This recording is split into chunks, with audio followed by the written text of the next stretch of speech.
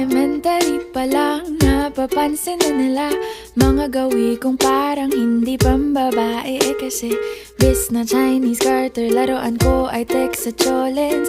Tapos kajamin ko lagi noon mga sigang lalaki sa amin. Nung ako'y mag-high school ay napabarkada sa mga bay. Curious na babae na ang hanap din ay babae. Sa halip na makeup kit, bit-bit ko ay gitara.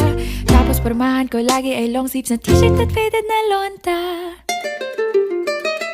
Pero noong makilala kita, nagbagong bigla ang aking timpla. Natutuwa ko na magpariban at mag-ahit ng kilay at least once a month. Hindi ko alam kung anong meron ka na sa akin ay nagpalambot ng bigla. Sinong mag-aakalang lalaki pala ang bibihag sa tulad kong tigreng gala.